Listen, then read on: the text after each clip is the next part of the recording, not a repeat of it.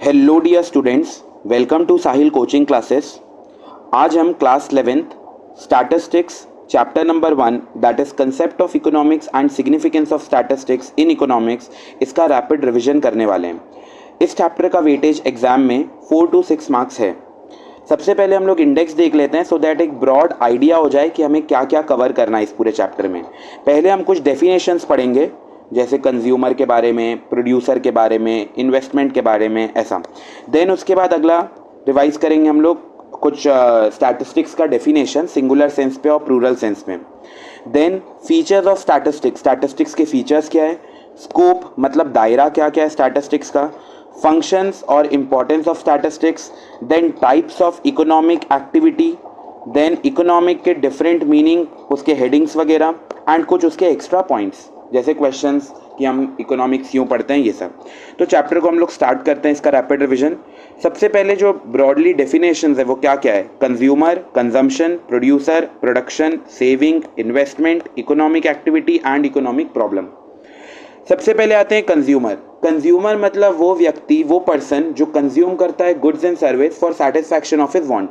मतलब एक ऐसा पर्सन जो गुड्स एंड सर्विस को कंज्यूम कर रहा है कि अपने सेटिस्फैक्शन, अपने इच्छाओं को वो फुलफिल कर पाए।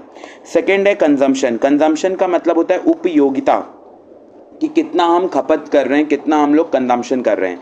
तो it is the process of using up utility value of goods and service for direct satisfaction of want. इसको याद कर लेना बिकॉज क्लास में मोस्टली लोगों को ये याद नहीं हुआ था। तो एक बार ये स्क्रीन को पॉज करो और वापस से ये पूरे पॉइंट्स को रिकलेक्ट करो। कंजम्पशन, ठीक है, कंज्यूमर तो बहुत सिंपल है, वो पर्सन, वो कंज्यूमर जो गुड्स एंड सर्विस को कंज्यूम कर रहा है for satisfaction of his wants. फिर उसके बाद अगले पे आते हैं हम प्रोड्यूसर। प्रोड्यूसर भी बहुत ईजी है।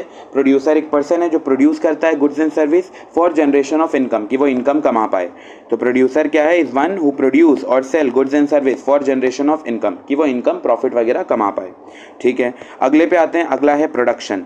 प्रोडक्शन मतलब क्या होता है, प्रोडक्शन एक प्रोसेस है of converting raw material into final product, कि हम रॉ मटेरियल को कन्वर्ट करेंगे, जो कच्चा माल है उसको प्रोसेस करेंगे और उससे एक फिनिश गुड्स बना के तैयार करेंगे, बस इसको बोलते हैं प्रोडक्शन। प्रोडक्शन के बाद अगला है सेविंग। सेविंग मतलब क्या होता है, मैं सेविंग का एक फॉर्मूला भी लिखाया था। सेविंग इक्वल टू जितना हम इनकम कमा रहे हैं, जितना हम इनकम कमा रहे हैं उसमें से हम माइनस कर देंगे कंजम्पशन। इनकम मतलब हमारा कितना पैसा आ रहा है, कितना पैसा आवक है, और कंजम्पशन मतलब कितना पैसा जावक है। तो जितना हमारे पास बच गया उसको हम अपना सेविंग बोलेंगे। तो saving is that part of income which is not yet consumed, जो अभी तक कंज्यूम नहीं हुआ है उस इनकम का पार्ट को हम लोग बोलते हैं सेविंग। तो it is that part of income which is not consumed. इसका मैं ये फॉर्मूला भी लिखवाया था, सेविंग इक्वल्स टू इनकम में से माइनस कर दो कंजम्पशन। क्लियर यहाँ तक, ठीक है। उसके बाद अगले पे आते हैं इन्वेस्टमेंट। इन्वेस्टमेंट मतलब क्या, जो बीएसटी में हम लोग पढ़े थे प्रोड्यूसर गुड्स, अगर याद हो तो इन्वेस्टमेंट हम लोग बीएसटी में पढ़े थे चैप्टर नंबर 1 के अंदर, प्रोड्यूसर गुड्स और कंज्यूमर गुड्स। तो जैसे एग्जांपल देखो, ये है एक प्रोड्यूसर एक मशीन खरीदा है। प्रोड्यूसर मतलब एज एन कोई ये कुकीज़ वगैरह बनाने वाले का मालिक, ठीक है, जो उसका मेन ओनर है। तो प्रोड्यूसर एक मशीन खरीदा है, मशीन में वो कच्चा वो माल डालता है, जैसे मैदा हो गया, शक्कर हो गया, और कोको पाउडर हो गया, चोको चिप्स हो गया, जो भी XYZ बटर वगैरह आइटम इसमें डालते हैं कुकीज़ के अंदर, वो सब डालता है रॉ मटेरियल, और फिर उससे एक फिनिश गुड्स बना के तैयार करता है। अब थोड़ा ध्यान से बताओ सोचकर, क्या ये कुकीज़ को प्रोड्यूसर सेल करेगा? इसका आंसर है यस, कुकीज़ को तो सेल करेगा ही, लेकिन क्या प्रोड्यूसर ये मशीन को सेल करेगा? नहीं, बिल्कुल भी सेल नहीं करेगा। ये किसको सेल करेगा? कुकीज़ को सेल करेगा। मशीन को कभी सेल नहीं करेगा, क्योंकि मशीन उसके पास एज एन इन्वेस्टमेंट रखा है, एज अ रीसेल पर्पस पे गुड्स नहीं है ये। अगर अकाउंटिंग याद करो तो अकाउंटेंसी के अंदर हम लोग चैप्टर नंबर 2 में बेसिक अकाउंटिंग टर्म्स पढ़े थे, तो उसका गुड्स जो होता है वो ये होता है कि हम लोग खरीदे और आगे बेच दिए। ये मशीन अपना कोई गुड्स नहीं है, ये एक इन्वेस्टमेंट पर्पस पे लाया गया है। क्लियर? तो इसमें मैं एडवाइस करूंगा कि ये जो कंजम्पशन है उसका मीनिंग और ये जो इन्वेस्टमेंट है उसका मीनिंग याद करो, बिकॉज बाकी सारा मीनिंग तुम्हें याद है, मैं कोचिंग में भी पूछ लिया था, बस ये वाले में कुछ लोगों को डाउट हुआ था। तो इन्वेस्टमेंट का याद करो और जो कंजम्पशन है उसका याद कर लो। तो यहाँ हमारा पहला वाला टॉपिक खत्म होता है। इसके जो रह गए ये इकोनॉमिक एक्टिविटी और इकोनॉमिक प्रॉब्लम, इसको भी एक बार रिव्यू कर लेते हैं। वैसे वो उतना ज़्यादा पूछता नहीं है। देखो इकोनॉमिक प्रॉब्लम क्या होता है। इकोनॉमिक प्रॉब्लम मतलब वही हमारे problem central problems, what to produce, how to produce, for whom to produce, जिसको हम लोग माइक्रो के चैप्टर नंबर 2 के अंदर भी डिस्कस करेंगे कि हमारे सेंट्रल प्रॉब्लम 3 है, व्हाट टू प्रोड्यूस क्या बनाएं, और दूसरा हाउ टू प्रोड्यूस कैसे बनाएं, तीसरा फॉर हुम टू प्रोड्यूस किसके लिए बनाएं, ठीक है, क्योंकि हमारे पास रिसोर्सेज क्या है, लिमिटेड है, और वांट्स हमारे पास क्या है, अनलिमिटेड है। बस यही है economic problem. Then economic activity, जिसमें हम डिस्ट्रीब्यूशन करते हैं and use of limited resources. तो ये उतना ज़्यादा पूछता नहीं है इस पर्टिकुलर चैप्टर से, बाकी वो माइक्रो के अंदर से पूछता है, ये वाले चैप्टर से उतना नहीं पूछता, ठीक है। तो हमारा पहला वाला टॉपिक होता है खत्म यहाँ पे। सेकेंड पे आते हैं, व्हाट इज स्टैटिस्टिक्स। अगर मैं स्टैटिस्टिक्स की बात करूँ तो स्टैटिस्टिक्स का जो मीनिंग है ना, ये 2 सेंस में पढ़ा जाता है। स्टैटिस्टिक्स का जो मीनिंग है वो 2 सेंस में पढ़ा जाता है। एक होता है सिंगुलर सेंस, इसको सिंगुलर नाउन भी बोलते हैं, और दूसरा होता है प्लूरल सेंस, जिसको प्लूरल नाउन भी बोलते हैं।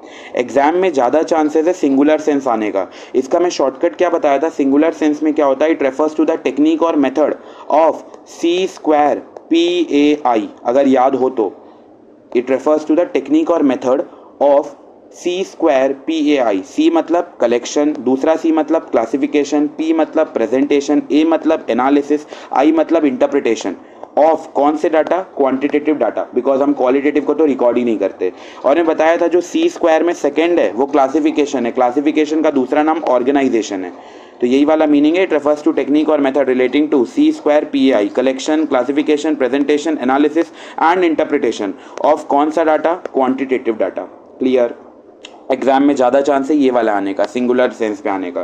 प्लूरल सेंस भी एक बार रीड कर लेना, इसके 2 कैरेक्टरिस्टिक्स होते हैं, न्यूमेरिकली डाटा रहेगा और वो कंपेरेबल होना चाहिए। बढ़िया, यहाँ तक हम लोग देख लिए। इसके अगर मैं स्टेजेस की बात करूँ, व्हाट इज स्टैटिस्टिक्स के अंदर मैं स्टेजेस की बात करूँ तो वही 5 stage, collection, classification, presentation, analysis, interpretation. इसके टूल्स भी देख लो, कई बार ये एक नंबर के लिए आ जाता है। कलेक्शन के अंदर हम लोग सेंसस और सैंपल का यूज़ करते हैं, जो कि आगे स्टैटिस्टिक्स में पढ़ना रहता है। ऑर्गेनाइजेशन के लिए हम लोग ray of data, tally bars, ये सब का यूज़ करते हैं। प्रेजेंटेशन ऑफ डाटा में टेबल, ग्राफ, डायग्राम, ये सब का। एनालिसिस के अंदर हम लोग percentage, averages, mean, mode, median, regression, correlation, ये सब।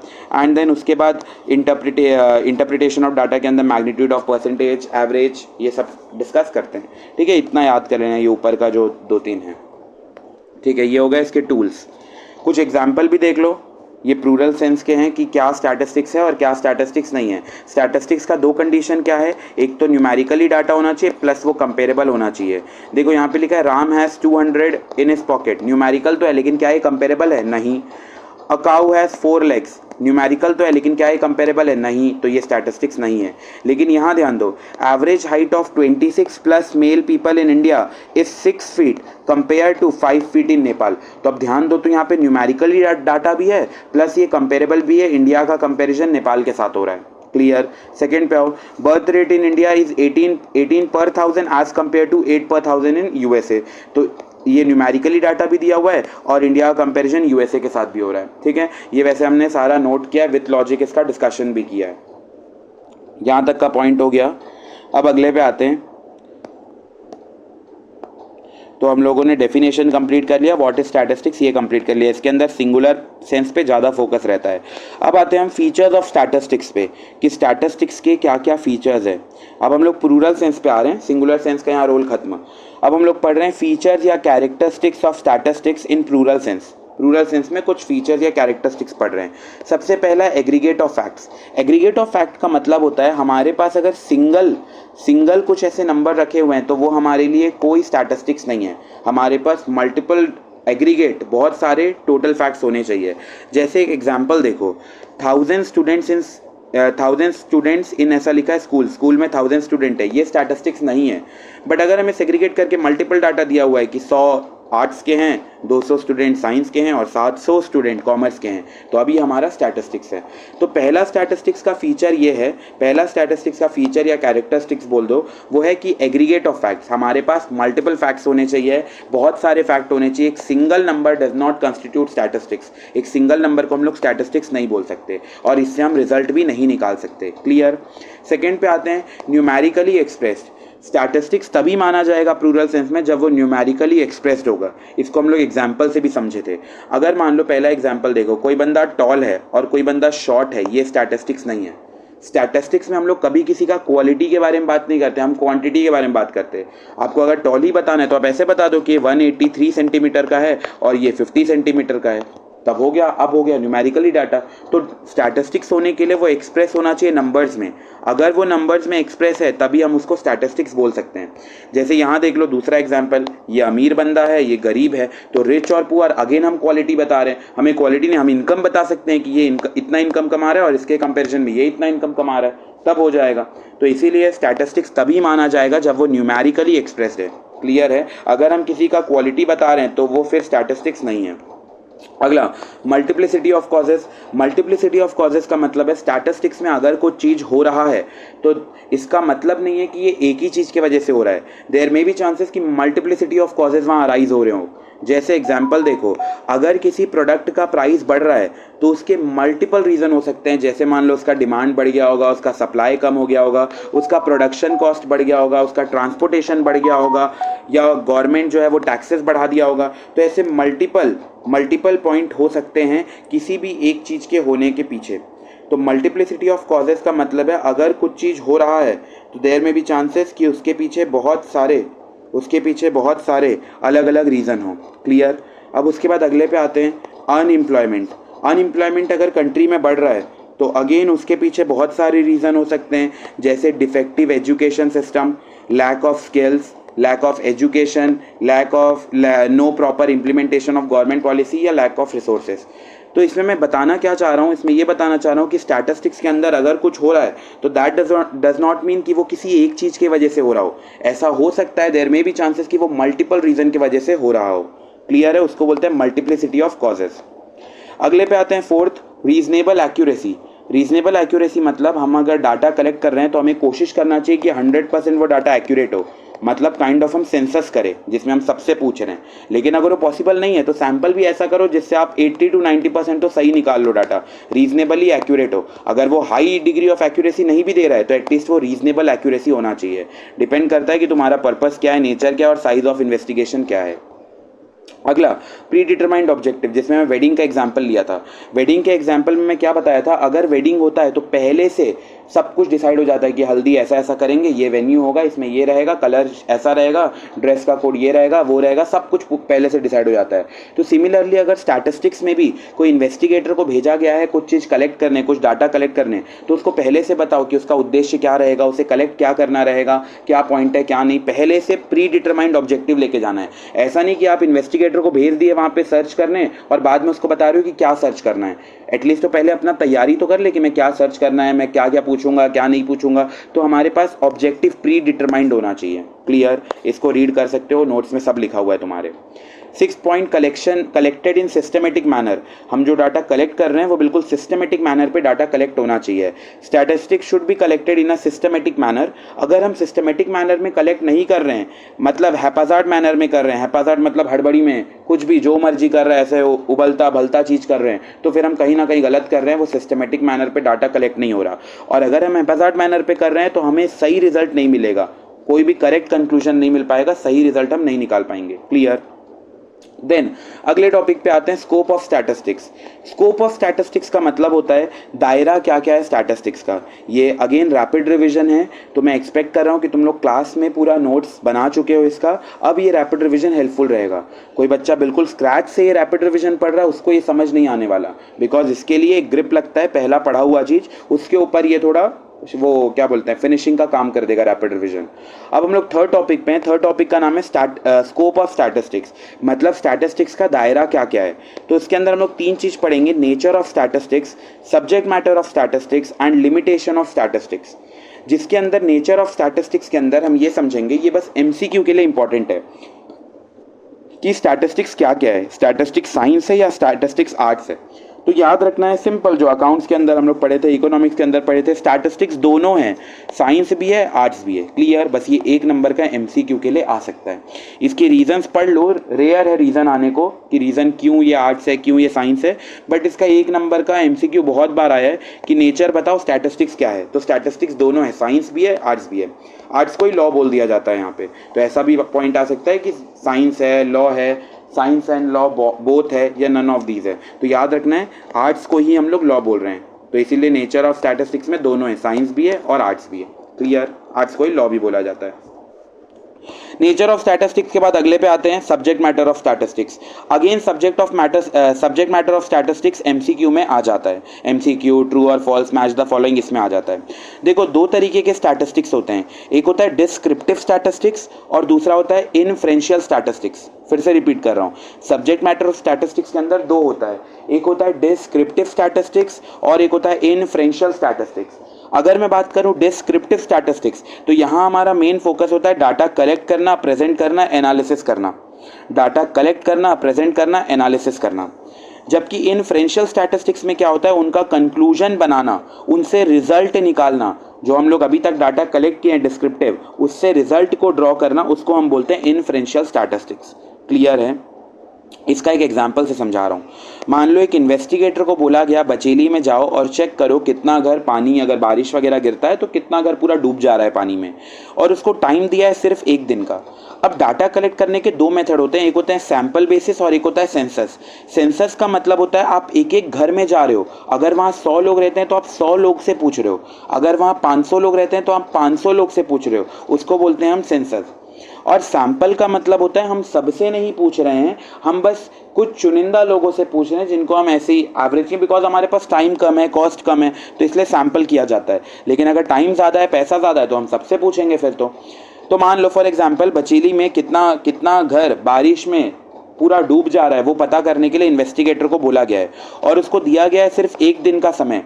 अब उसके पास दो मेथड है, या तो वो सैंपल कर ले या तो वो सेंसस कर ले। अब वो सेंसस तो कर नहीं सकता क्योंकि बचेली में बहुत नंबर ऑफ पीपल, पॉपुलेशन जो है बहुत ज़्यादा है, तो सेंसस तो कर नहीं सकता। मान लो सैंपल ही उसके पास अब ऑप्शन बचा। अब सैंपल में वो क्या किया, हर 10 घर तो नहीं जा पाता, तो इसलिए वो हर 10 घर में 8 घर गया। तो यहाँ वो डाटा को क्या किया, कलेक्ट। डाटा कलेक्ट हम किस में करते हैं, ये दो, डिस्क्रिप्टिव या इन्फ्रेंशियल, किस में करते हैं, डिस्क्रिप्टिव के अंदर। तो इसको हम बोलेंगे जो वो ऐसा पता किया कि हर 10 घर में, मान लो ऐसा पता किया, पूरा नहीं जा पाया, 10 घर देखा, 10 घर में ऐसा पता किया कि 8 घर डूब जाते हैं। 10 घर में कितना घर डूब जाते हैं, 8 घर डूब जाते हैं, ऐसा ही पता किया। ये क्या था, डिस्क्रिप्टिव डाटा। अब बताओ, डिस्क्रिप्टिव डाटा की मदद से हम इन्फ्रेंशियल निकाल सकते हैं क्या? हाँ। अगर मान लो 10 घर में 8 घर डूब जाते हैं, तो अगर 100 घर होंगे तो कितने डूब जाएंगे, 80। 1000 घर होंगे तो कितने डूब जाएंगे, 800। 10,000 घर होंगे तो कितने डूब जाएंगे, 8000। तो इसका मतलब क्या है, 80% हम कलेक्ट किए डाटा और बाकी रिमेनिंग उससे कंक्लूजन ड्रॉ कर दिए। क्लियर? इसको हम बोलते हैं डिस्क्रिप्टिव डाटा कलेक्ट करना, और इससे रिजल्ट निकालने को बोलते हैं इनफ्रेंशियल। रिजल्ट निकालने को इनफ्रेंशियल और डाटा कलेक्ट करने को डिस्क्रिप्टिव। क्लियर? ठीक है। उसके बाद अगले टॉपिक पे आते हैं डिसएडवांटेज। डिसएडवांटेज बोल दो या लिमिटेशन बोल दो या डीमेरिट्स बोल दो, ये भी बहुत इंपॉर्टेंट है। इसको स्टार मार्क टिक कर लेना, चांद सितारा बना लो, इसमें बना लो चांद सितारा। डिसएडवांटेज या लिमिटेशन या डीमेरिट्स ऑफ स्टैटिस्टिक्स। सबसे पहला लिखा है study of numerical facts only. Statistics का एक इल इफेक्ट, एक नुकसान ये भी है कि ये न्यूमेरिकल फैक्ट्स को ही बस स्टडी करता है। अगर कोई ऑनेस्ट है, किसी का फ्रेंडली बॉन्ड है, उसको वो स्टडी नहीं करता। सेम अकाउंटिंग का भी वही था, इट इग्नोर क्वालिटेटिव एलिमेंट। तो यहाँ पे भी क्या होता है, बस ये क्वांटिटेटिव को ध्यान देता है, क्वालिटी को इग्नोर कर देता है। सेकंड, एग्रीगेट को ध्यान देता है। ये हम लोग तो फीचर और कैरेक्टरिस्टिक्स के अंदर भी पढ़े थे, बस एग्रीगेट को ध्यान देता है, इंडिविजुअल को वो ध्यान नहीं देता, कोई पर्टिकुलर यूनिट को वो ध्यान नहीं देता। Third, homogeneity of data. Data homogeneous होना चाहिए। होमोजिनस का मतलब होता है डाटा सेम होना चाहिए।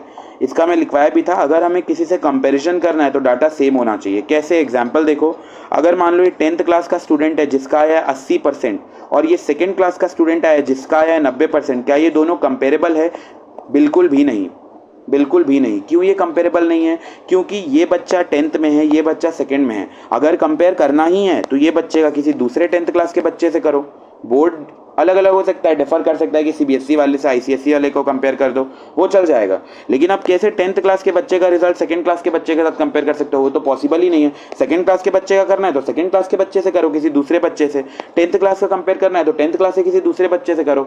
तो इसीलिए लिखा हुआ है कि अगर हमें डाटा कंपेयर करना है तो वो होमोजीनस होना चाहिए। For comparison based must be same. इसका एग्जाम्पल भी लिखाया था मैं, marks of 10th standard student can not be compared with 2nd standard student. Clear? अगले पे आते हैं फोर्थ है विदाउट रेफरेंस रिजल्ट में प्रूव टू बी रॉन्ग। अगर आप बिना रेफरेंस के गए हो, बिना पूछताछ करके कहीं डाटा कलेक्ट करने गए हो, तो देयर में भी चांसेस कि आप गलत जगह पे लैंड अप हो और वहां पे आप गलत रिजल्ट लेकर आ जाओ।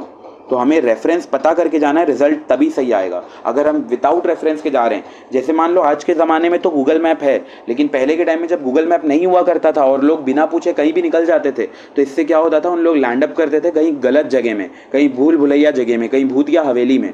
तो मतलब क्या है, विदाउट रेफरेंस अगर आप बिना पूछताछ करके जा रहे हो तो आप लैंड अप करोगे गलत रिजल्ट के साथ, रिजल्ट में प्रूव टू बी रॉन्ग। लेकिन आप अगर वही सही पूरा पता करके जा रहे हो तो फिर आप सही जगह पे आओगे और सही रिजल्ट निकाल कर लाओगे।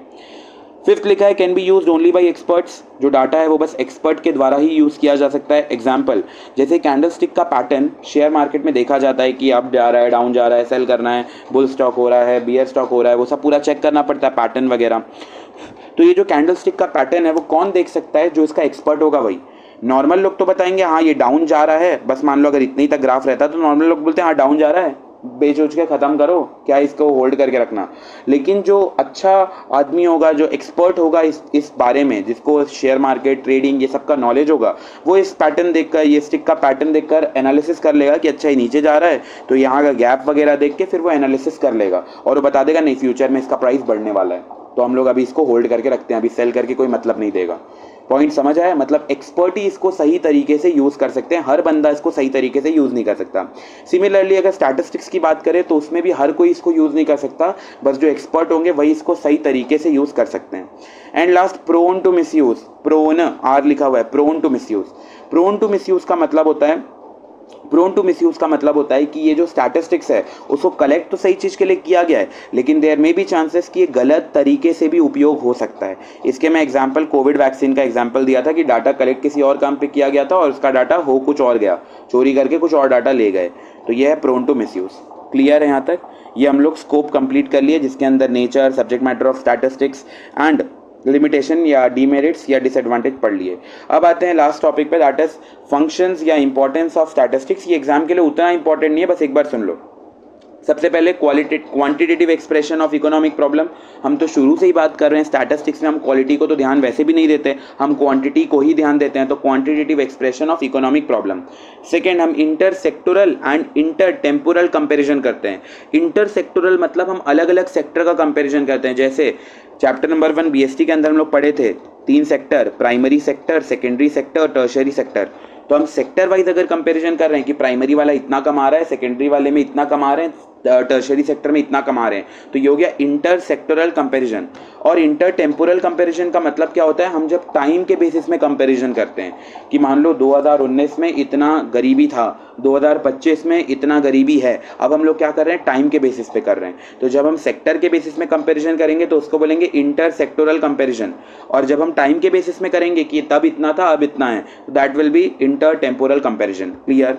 फिर कंस्ट्रक्शन ऑफ इकोनॉमिक थियरीज, जो प्रैक्टिकल लाइफ में होता है, इसी से हम लोग कंस्ट्रक्शन करते हैं। इकोनॉमिक थियरी का लॉ ऑफ डिमांड हो गया ये सब। इकोनॉमिक फोरकास्टिंग, फ्यूचर में क्या हो रहा है। फोरकास्टिंग का मतलब कुछ एस्ट्रोलॉजी नहीं है कि हम वो नहीं बन गए हैं कि ये प्रेडिक्शन कर रहे हैं, ऐसा कर रहे हैं कि ये हो जाएगा वो हो जाएगा। हम एक्चुअल फैक्ट्स को पढ़ रहे हैं और उसके थ्रू हम गो थ्रू कर रहे हैं कि कंट्री में क्या क्या चेंजेस आ सकते हैं, तो इसको बोलते हैं इकोनॉमिक फोरकास्टिंग। और ये स्टैटिस्टिक्स की वजह से हम क्या करते हैं, कुछ नए नए पॉलिसीज़ बना पाते हैं जो इम्प्लीमेंट होता है कंट्री के अंदर। क्लियर यहाँ तक? ये था फंक्शन / इम्पोर्टेंस ऑफ स्टैटिस्टिक्स। देखो अब हम लोग इंडेक्स पे आते हैं कि हमने क्या क्या कवर कर लिया है। डेफिनेशन हो गया, व्हाट इज स्टैटिस्टिक्स हो गया, फीचर्स हो गया, स्कोप हो गया, फंक्शन हो गया। अब आते हैं टाइप ऑफ इकोनॉमिक एक्टिविटी। देखो बीएसटी के अंदर हम लोग टाइप ऑफ इकोनॉमिक एक्टिविटी जब पढ़े थे तो उसमें पढ़े थे बिजनेस, प्रोफेशन एंड एम्प्लॉयमेंट, लेकिन इकोनॉमिक्स में चेंज हो जाता है। यहाँ पे टाइप ऑफ इकोनॉमिक एक्टिविटी के अंदर 3 है, consumption, production and distribution. Consumption का मतलब उपयोगिता, खपत करना। प्रोडक्शन का मतलब प्रोडक्शन करना, रॉ मटेरियल को लेना, उसको प्रोसेस करना और उससे फिनिश गुड्स बनाना। कंजम्पशन करते टाइम में कंज्यूमर को ये सोचना पड़ता है कि मैं कौन सा गुड्स खरीदूं, कितना खरीदूं, उसके हिसाब से। प्रोडक्शन का मतलब होता है प्रोड्यूस करना, तो जो भी प्रोड्यूसर होगा वो ऐसे नहीं कि वो हर कुछ उबलता भलता चीज़ प्रोड्यूस कर रहा है। उसे डिसाइड करना पड़ेगा कि मैं ऐसा चीज़ प्रोड्यूस करूं जिसमें मेरा बिल्कुल मिनिमल कॉस्ट आए, कॉस्ट बिल्कुल ना के बराबर आए या कम से कम मेरा कॉस्ट आए, क्योंकि जितना कम कॉस्ट आएगा उतना ज़्यादा वो प्रॉफिट खींच पाएगा। ठीक है। लास्ट आते हैं डिस्ट्रीब्यूशन पे। डिस्ट्रीब्यूशन का मतलब होता है जो चीज़ फैक्टर ऑफ प्रोडक्शन है उनको फैक्टर ऑफ पेमेंट कर दो। इसके अंदर मैं 4 चीज़ बताया था, land, labour, capital, entrepreneur. Land अगर लिए हैं किसी का तो बदले में उनको रेंट देना पड़ेगा, लेबर से काम करवा रहे हैं तो सैलरी एंड वेजेस देना पड़ेगा, सैलरी और वेजेस, फिर कैपिटल कहीं से बैंक से लोन वगैरह लाए हैं तो उसके बदले में इंटरेस्ट देना पड़ेगा, और एंटरप्रेन्योर किसके लिए काम करता है, प्रॉफिट के लिए, तो बस फैक्टर पेमेंट करना पड़ेगा फैक्टर ऑफ प्रोडक्शन को, तो उन्हें बोला जाता है डिस्ट्रीब्यूशन। एक बार इसको रीड कर लेना, स्क्रीन को पॉज करके, तुम्हारे नोट्स में मिल जाएगा, मैं होमवर्क दिया था इसको नोट करने, कंजम्पशन क्या है, प्रोडक्शन क्या है, डिस्ट्रीब्यूशन क्या है। क्लियर? यहाँ पे ये वाला भी पॉइंट कंप्लीट होता है, टाइप ऑफ इकोनॉमिक एक्टिविटी। अब दो बचा इकोनॉमिक के डिफरेंट मीनिंग के पास हेडिंग्स और कुछ एक्स्ट्रा पॉइंट। ठीक, तो हम अगले टॉपिक पे आते हैं, that is meaning of economic, इसका अलग अलग हेडिंग। तो 4 अलग अलग इकोनॉमिक का मीनिंग दिया गया। वेल्थ डेफिनेशन, इसका हेडिंग मन है वेल्थ डेफिनेशन, इसका मीनिंग दिया है, वो याद करने की नीड नहीं है। Wealth definition, welfare definition, scarcity definition and growth oriented definition. 4 definition का हेडिंग क्या क्या है, wealth definition, welfare definition, scarcity definition and growth oriented definition. इसको हम लोग क्लास में बिल्कुल रैपिड फायर में मैं सबसे पूछा था अलग अलग, कि कभी नाम बताने से हेडिंग, हेडिंग बताने से नाम, तो होप सो सबको ये याद हो गया होगा। वेल्थ डेफिनेशन कौन दिया है, एडम स्मिथ। वेलफेयर डेफिनेशन कौन दिया है, अल्फ्रेड मार्शल। स्केर्सिटी डेफिनेशन कौन, लायनल रॉबिन्स। और ग्रोथ ओरिएंटेड डेफिनेशन कौन, प्रोफेसर पॉल सैमुएल्सन। क्लियर? इतने को एक बार बस याद कर लेना, 1 मार्क का एमसीक्यू के लिए बस इसका नीड है। अब एक लास्ट क्वेश्चन बच गया है, ये वाला देख लो, कुछ एक्स्ट्रा पॉइंट्स के अंदर जो था ये था, why do we study economics, कि हमें इकोनॉमिक पढ़ने की ज़रूरत क्यों है। ऐसा नहीं कि हमारा सिलेबस है तो पढ़ना पड़ रहा है, या एक नया सिलेबस सब्जेक्ट डालना था करके पढ़ना पड़ रहा है, ऐसा नहीं। हम लोग लॉजिकली लिख के आएंगे, why do we study economics. तो हमें पता है हमारे पास रिसोर्सेज क्या है, लिमिटेड। हमें पता है हमारे पास वांट्स क्या है, अनलिमिटेड। तो हमारे पास रिसोर्सेज लिमिटेड है, पैसा कम है, लेकिन हमारी इच्छाएं बहुत सारी है। तो हमें क्या करना पड़ेगा, उन लिमिटेड रिसोर्सेज का कुछ इस तरीके से उपयोग करना पड़ेगा कि हमारे मैक्सिमम वांट सेटिस्फाई हो जाए। तो वो तभी हो पाएगा जब हम प्रायोरिटाइज करेंगे कि क्या हमारे लिए इंपॉर्टेंट है। जो हमारे लिए इंपॉर्टेंट होगा हम उनको पहले फुलफिल करेंगे।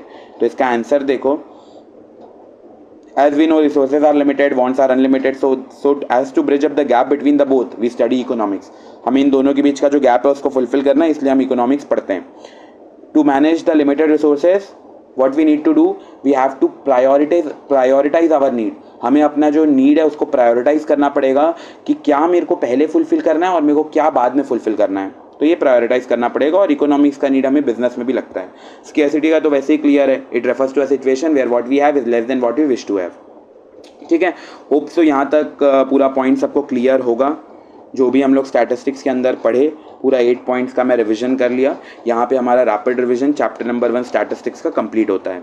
होप सो सबको बिल्कुल अच्छे से समझ आ गया होगा। जिनको जिस भी पॉइंट में डाउट हो मेरे को पर्सनली मैसेज ड्रॉप कर देना। Thank you.